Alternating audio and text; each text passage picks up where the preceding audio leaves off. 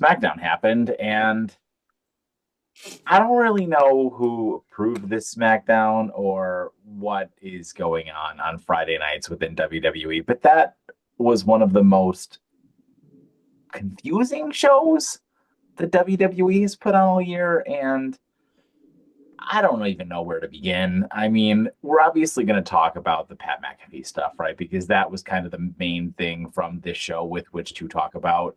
And we're going to get into it a lot. But yeah, I'm just genuinely concerned about WrestleMania. But let's break it all down.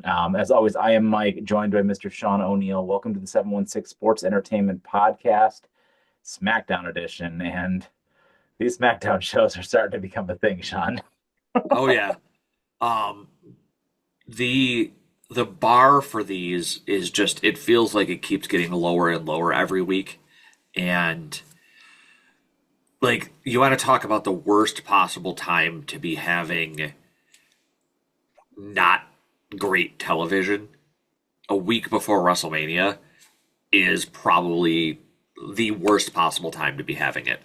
And that's not even just getting into the ludicrous nature of everything going on with the Cody Rhodes and Randy Orton saga. Just there's no consistency to the storytelling on SmackDown. It is just all over the place, and the logic behind it, and with that writers' room, I feel like there needs to be a shakeup of some sort. Like I don't know, this doesn't feel like Triple H storytelling. So whoever is being left in charge on SmackDown, I'm sorry, but they need to be replaced. I don't know if this is because of the BS of coming from above, like the storyline of last night was, but something needs to change, and they have a week to do it. Yeah.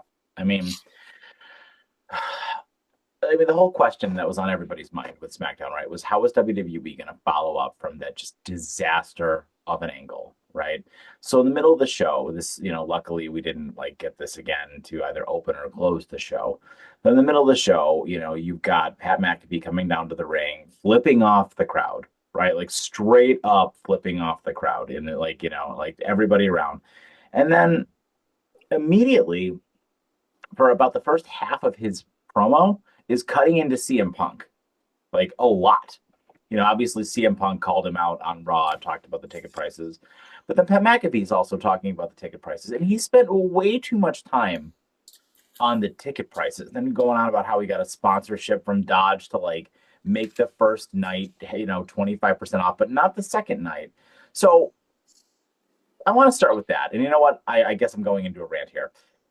So, first of all, you got this guy going out there basically saying, and he said in almost exact words, that WrestleMania is garbage and every single match sucks except for the one that Randy Orton is in. But also Cody Rhodes is garbage as well. So everything, literally everything about WrestleMania is garbage. And the second night is complete garbage. And we're not even going to give you 25% off on that. So, like, me as a fan, what am I supposed to think here? Like everything else on this show is just trash. Like that's what you're telling me, WWE.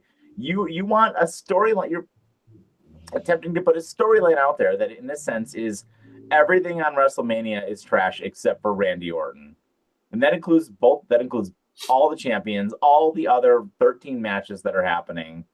Like everything is trash except for Randy Orton. My CM Punk and Cody Rhodes, trash. Roman Reigns, trash. Obafemi and Brock Lesnar, trash. All the women, trash. Right? Like that's what you're telling me.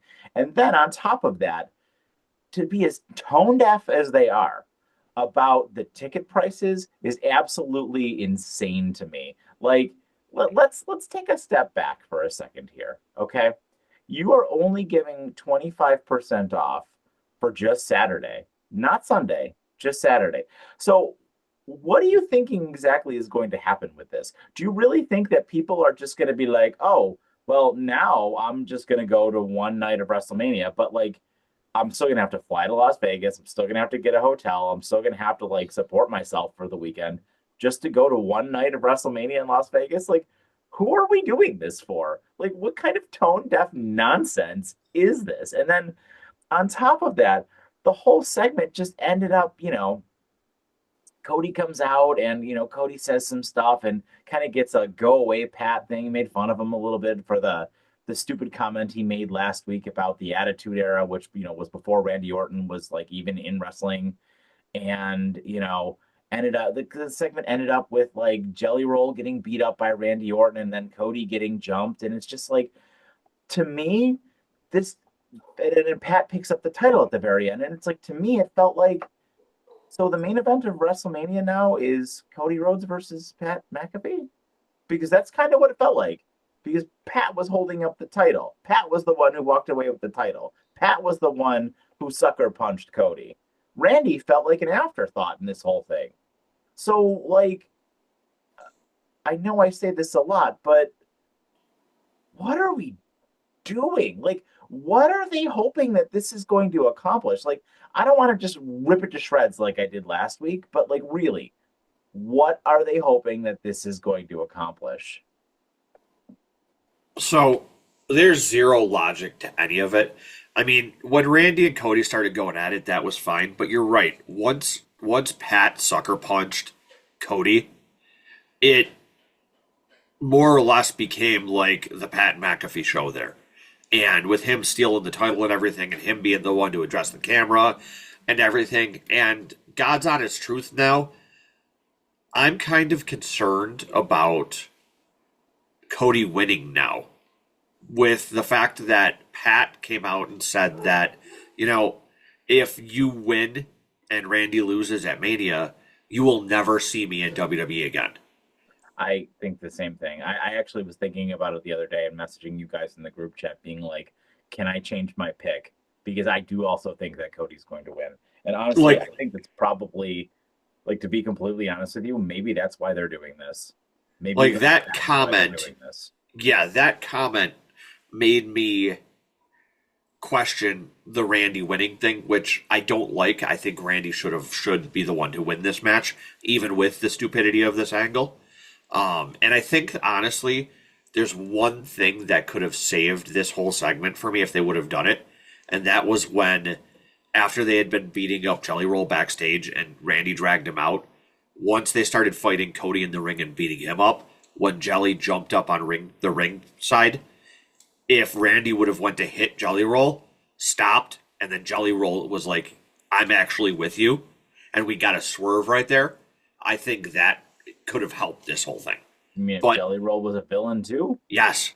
And it turned out that this was all, like, I think that could have helped this a little bit.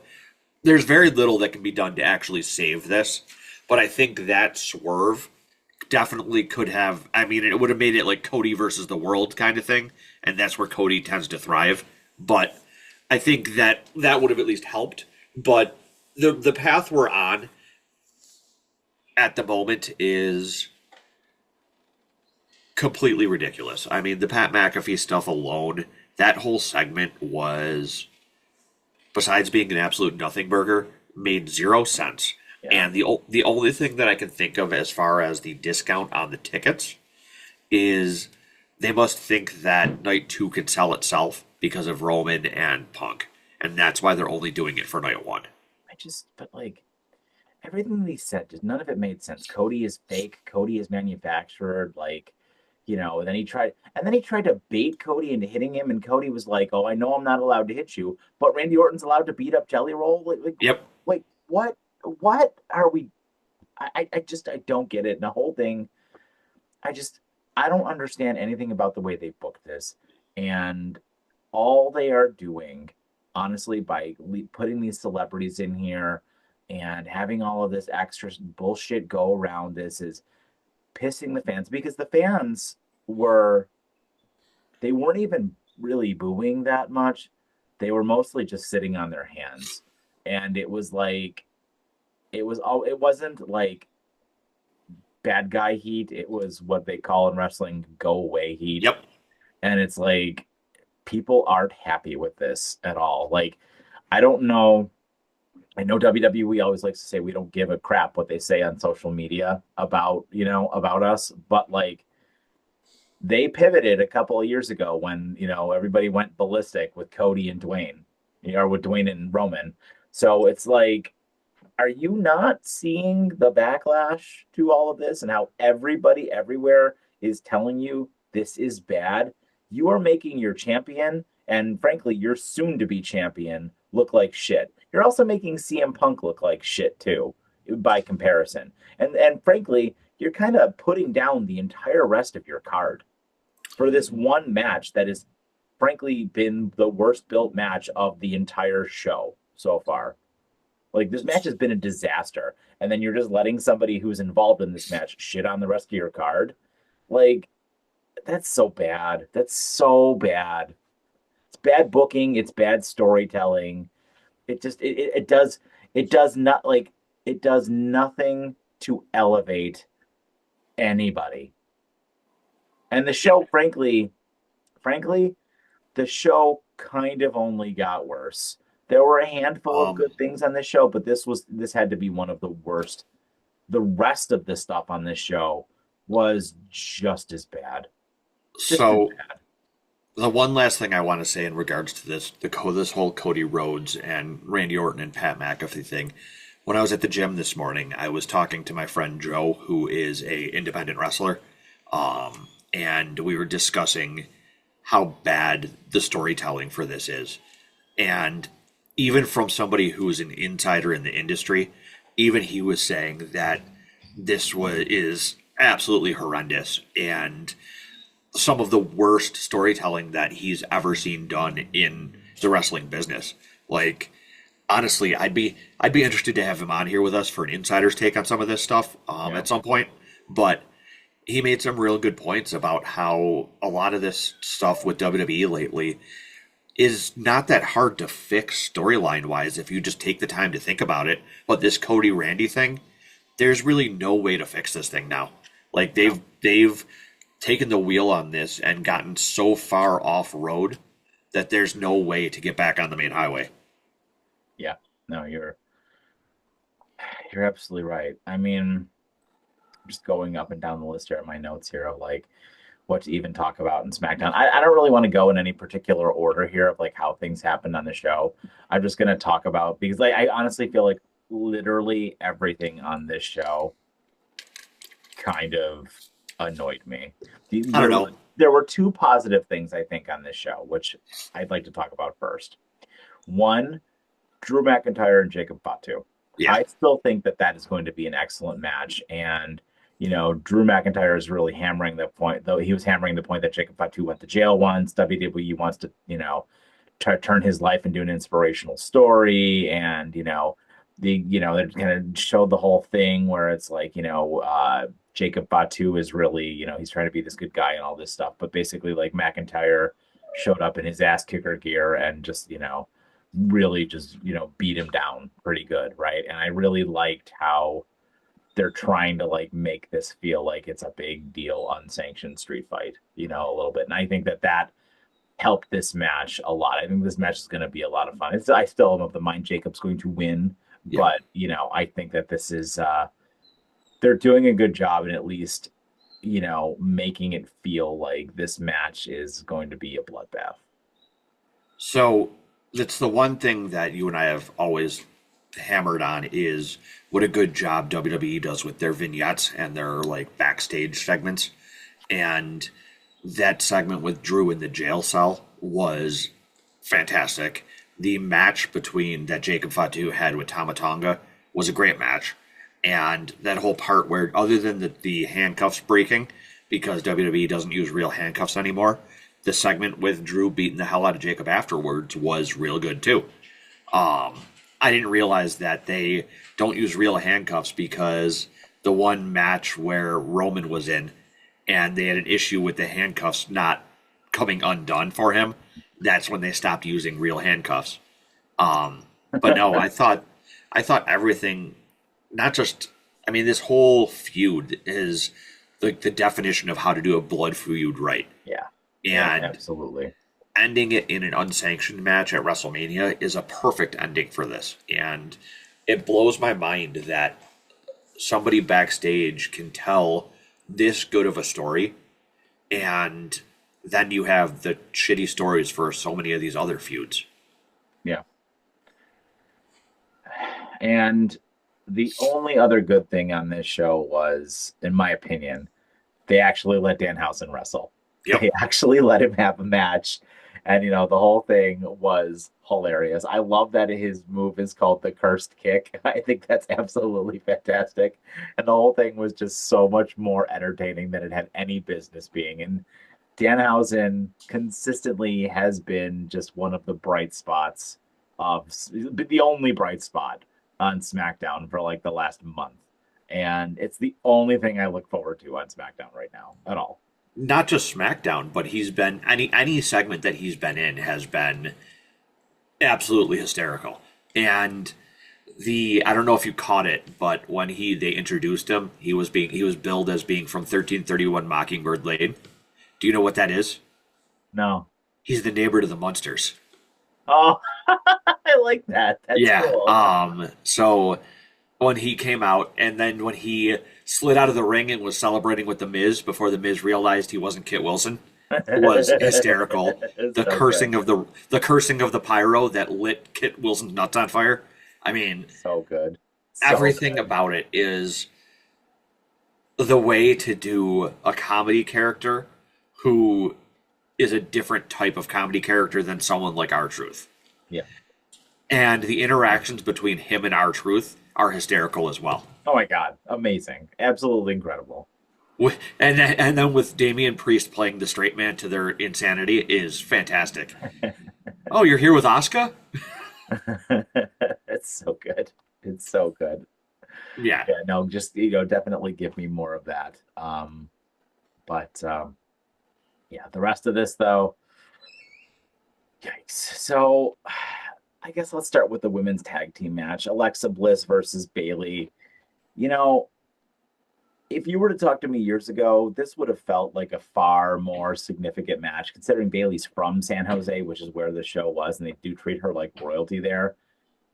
But like, just having Alexa get the roll up win over Bailey after some like nonsense shenanigans with Charlotte and Lyra all around there. And I'm like, why don't you just give Bailey the win here? Like, what does it really matter?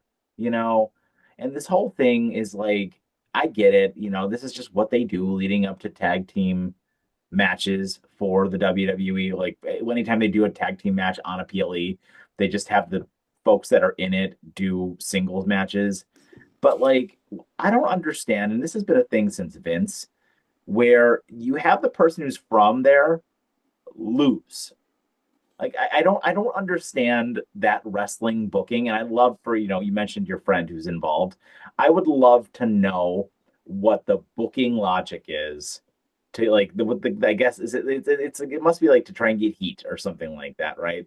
But it's like, what is the booking logic to have somebody lose where they're from? I don't understand that. I would assume that that is the reason for it, that you are trying to naturally generate the heat from having the local person lose. I mean, Bailey got a pretty good reaction when she came out due to being from San Jose. And just like I think Jacob got a good one too, because he was from that area as well.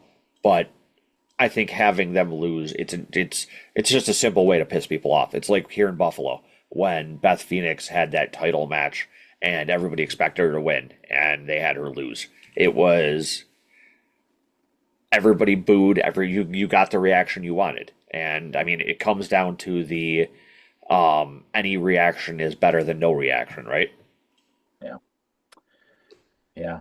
The one thing I will say is I did like that Matt Cardona attempted to say that he's sick of guests coming in running their Yep. mouths about everything here and the other thing, and getting himself involved with a thing with Trick Williams and your boy Little Yachty, and ultimately volunteered himself to be in a match against Trick Williams later that night. So this kind of got a little messy with Sami Zayn getting himself involved, and like, to be honest with you, Sami Zayn's new angle, like his whole what exactly did I do to get booed by the fans, like feeling sorry for myself kind of angle that he's sort of going through here. Like this, I'm gonna be this mopey guy, and but I'm gonna try and be a new man because of it, and like all this stuff. Like, I don't really get it. And then like you just have Trick Williams just immediately kind of making Sami Zayn look like completely second rate, like compared to Trick Williams, And I mean, I'm totally on board the Trick Williams train. Like I really am. I think Trick Williams is awesome. This feud could do without Little Yachty, but I know it's Yachty, but I'm calling him Yachty. Taking my And line. I think Sammy is the perfect guy to launch Trick Williams up the card a little bit. But this weird dichotomy they're doing with Sami Zayn for me is just not working. So, first off, I think, at least as far as the celebrity stuff goes, as much as I don't like all of it, I think that the way that they're using Little Yachty or Little Yachty is better than how they're using some of the other celebrities. They're actually using him as like a manager type role, and the fact that he almost screwed up Trick Williams by getting him volunteered for this match, and the fact that Sammy kicked his head off, 100% love it. And I can, out of all the celebrity stuff, I can be okay with at least that portion of it. But I think that the point with Sammy is that it's not so much the mopiness of it, it's everyone's telling him he needs to do this, he needs to be more cutthroat, so he finally does it, but then all of a sudden people hate him for it. And I think it's the slow burn of him finally making that full heel turn, and being completely cutthroat as far as that stuff goes. Hmm. So I think that's more so what that is about. But you're right. The way they're presenting Trick, I think, is like so much higher than how they present Sammy. And Yeah. it's got to be intentional. You know what I mean? Well, To show that, Trick's gonna beat him. I oh, mean, for sure. Trick has to And beat it. If Trick doesn't win this match, that's bad news. Like that's real bad news if Trick loses this match at Mania. I think that with how high I've heard they are on Trick, there's no way he loses this match. And I think that the only way he would is if they do the full blown Sammy heel turn here. But I don't think they're going to do that at Mania. I think that'll be at a later point. Or they'll do it like have him lose the Trick and then end up costing Cody or something stupid. But I think that if the whole Pat McAfee thing weren't going on, I'd be perfectly fine with Sammy costing Cody. But I would too, now it actually. would make no sense.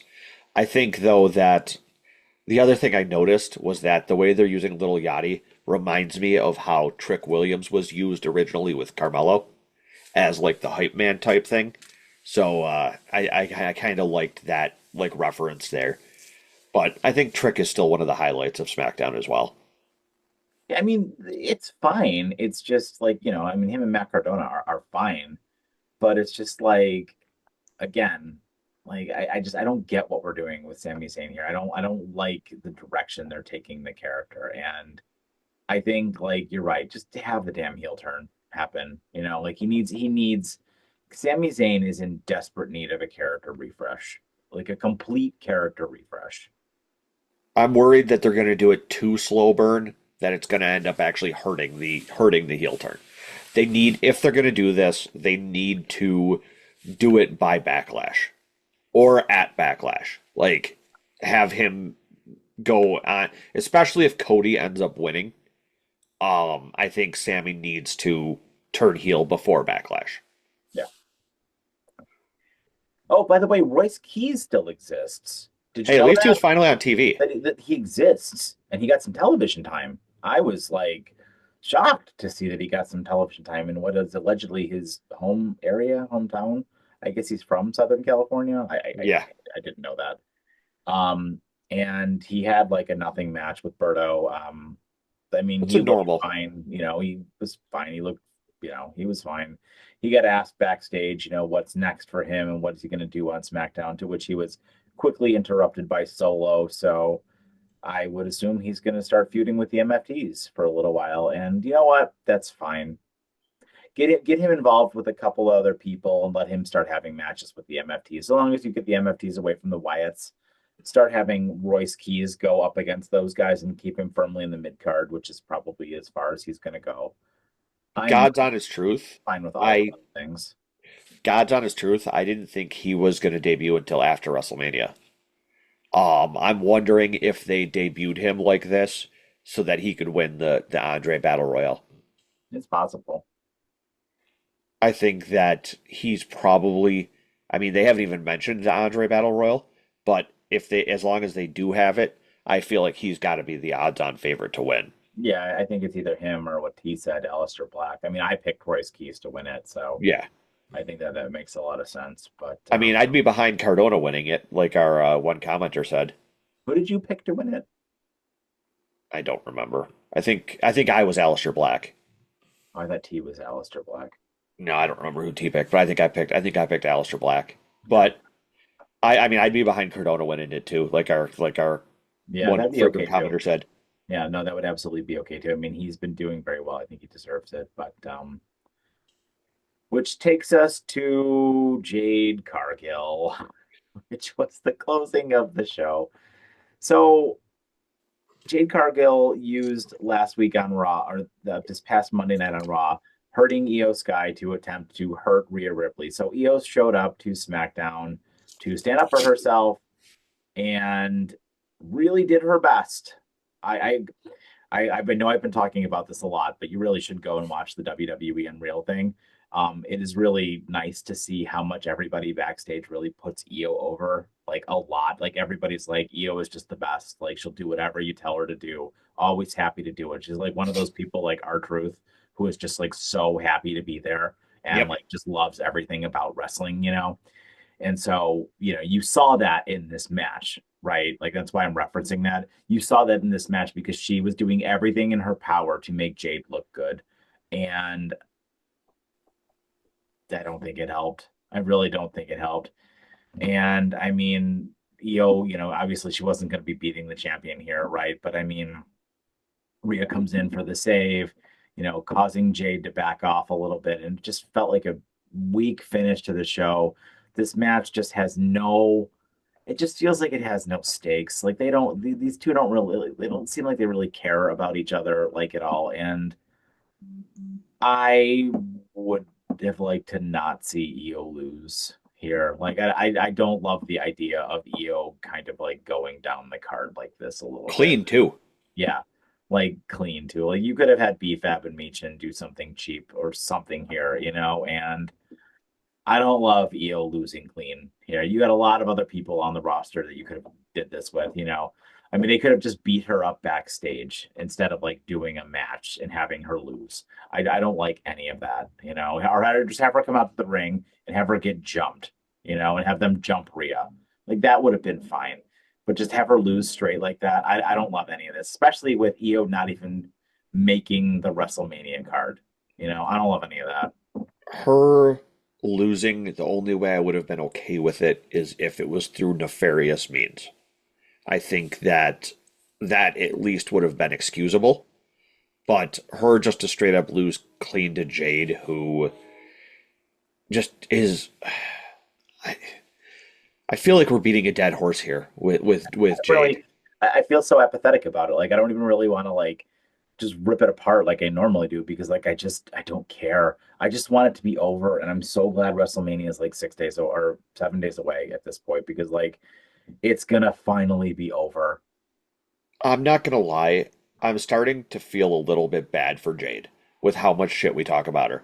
I mean, I'm still gonna continue doing it because it's 100% justified, but it just I can't think of a time or a wrestler that we have been so negative about in a very long time. Like even if you asked me on the spot to think of somebody who I've had such a major issue with, I don't know that I can think of one. Can you? No. Like there's wrestlers who I didn't like, but this isn't a case of not liking them. This is a case of them just not being a good wrestler. I mean, maybe James Ellsworth was the last one, Yeah, but I mean, it just there's been a lot of people, but yeah, and I see your point. my point is just it's the same thing every week, and it's a black hole of lack of charisma, lack of talent, and you can only rely on your looks for so long. I mean, the match between her and Rhea is gonna be terrible. Like I heard somebody there was somebody online complaining about the fact that the women haven't had a main event at WrestleMania in 5 or 6 years. And I'm thinking to myself, that's because you have a match like Rhea and Jade. Yeah. Like, I'm sorry that it's just gonna be a dumpster fire. It's not gonna be good. I mean, look at what happened when Rhea faced Asuka and she pinned Asuka at Queen of the Ring without Asuka even actually being down. Oh, Like, yeah.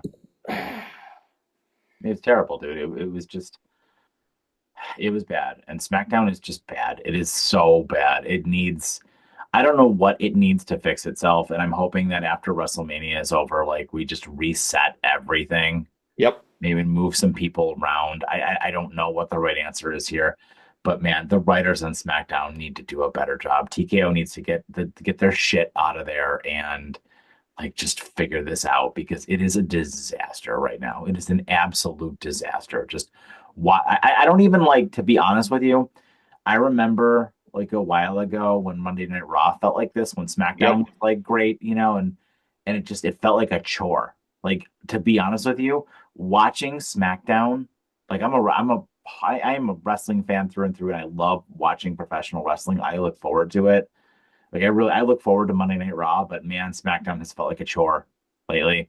It really feels like a chore. I fast forward through it. I don't care about the matches. Like there are only like certain things I'm looking for. I sometimes just watch highlights. Like I just don't care about SmackDown because it is not good. The You're storytelling is terrible. The wrestling isn't even that good. Like there's nothing good about SmackDown right now at all. I mean, now that the US Open Challenge is gone, I Yeah. mean, like, and you're not wrong. To be honest with you, I watch basically the first half of SmackDown live and then the second half of it the next day. I don't have the patience to sit through, especially now that it's 3 hours, 3 hours of this. I thought it maybe going longer would help it and they'd be able to actually put some other stuff in here and extend it. But all it's done is extend the tediousness of it. And you're right. There was a while where, towards the beginning of our podcast here, SmackDown was the better of the two shows. And I don't know at what point that changed.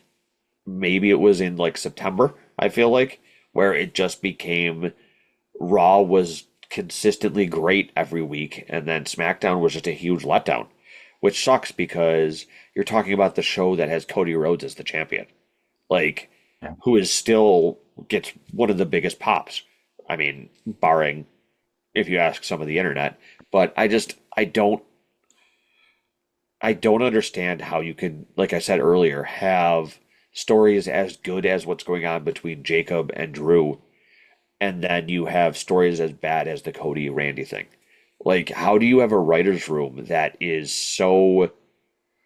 such a major chasm in talent? I think I'm thinking back to it. I really think they made a mistake in not having the match at WrestleMania be a four-way Yeah, between Drew, Jacob, Cody, and Randy.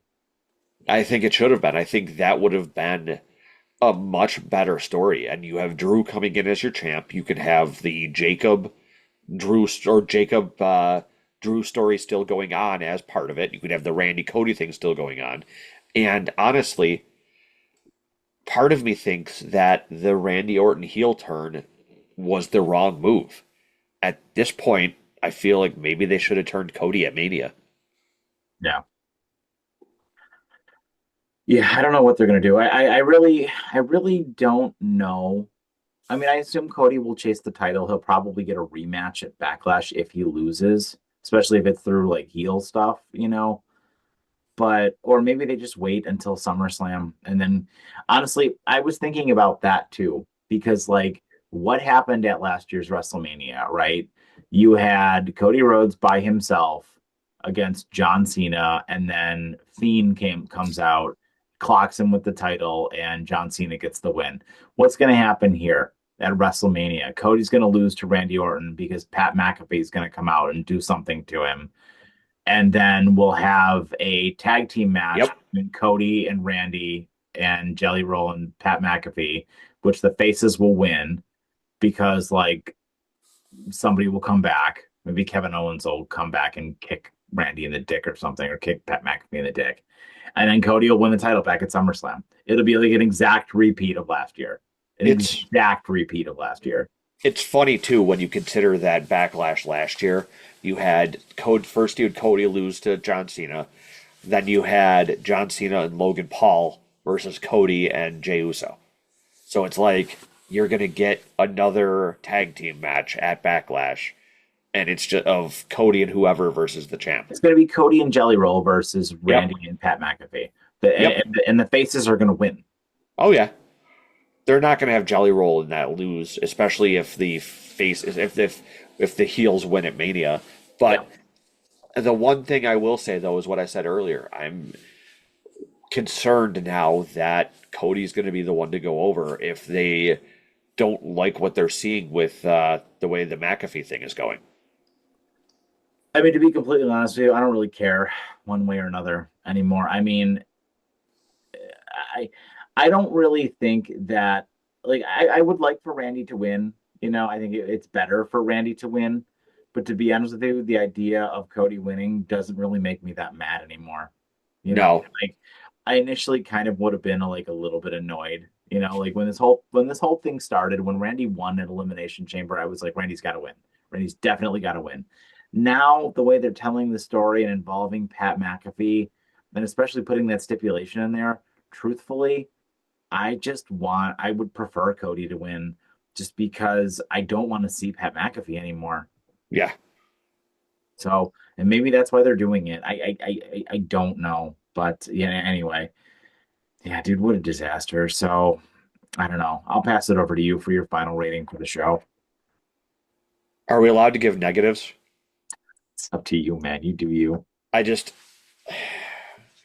asking me for a rating on this is like asking me if I really even gave a shit about anything that happened on this show, which is a resounding no. I mean, yeah, there were a couple fun spots, like we said, with Danhausen, with that kind of stuff, but just overall, the entire tone of the show was brought down by how just terrible so many of these other things are. Like knowing that that Pat McAfee was going to be out. At least he didn't open the show, Yeah. but knowing that he was going to be out and that it probably wasn't going to be good had me dreading what was going to be coming, which ruined the beginning of the show for me. And then after it just was like, why do I even care anymore? It was just that was stupid. And I mean, we talked about it in our chat. It was just it's more and more infuriating every week. And I mean, I won't stop watching it because we talk about it here, and it gives us something for our viewers who watch us consistently. Thank you for that, by the way. Yeah. Um, Thank you. but it just as it starts to become a chore, it takes away the fun from it. You know what I mean? And being a wrestling fan is about having fun. So I think that's why my rating for this has to be like a -1. Yeah. It just it doesn't feel like WrestleMania to me. No, Like WrestleMania being a week away, literally a week away, a week from right now, we will be watching WrestleMania. And I just don't feel like this is WrestleMania season. There's only like one or two matches right now going into this show that actually feel like WrestleMania worthy, right? I mean, Oba and Brock, right? Like that feels WrestleMania worthy. And I got it. You know what? Punk and Roman yep, feels WrestleMania worthy. The rest of it feels like it could be on any other pay-per-view throughout the year. Jacob and Drew. I mean, it feels like a blood feud, but you could put that on another show and it would be fine. Those Yeah, two matches that I mentioned, the star power of Punk and Roman, and just the spectacle that is going to be Oba and Brock, that feels WrestleMania worthy to me.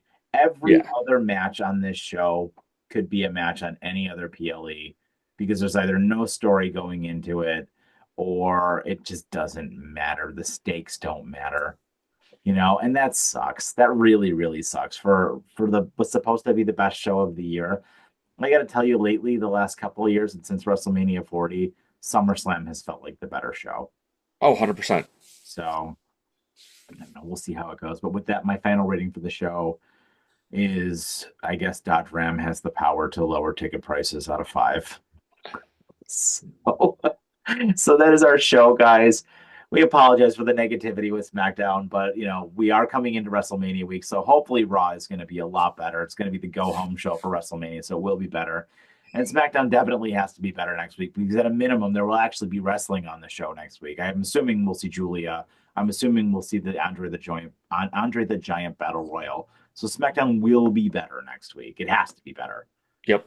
So, fingers crossed for all of that. But as always, like, comment, and subscribe. We do appreciate all the feedback you guys give us. It's been a blast recording all of these videos for you guys and all of the support you've given us. And with that, I have been Mike, joined by Mr. Sean O'Neill. Have yourselves a fantastic evening. Thank you so much, and take care.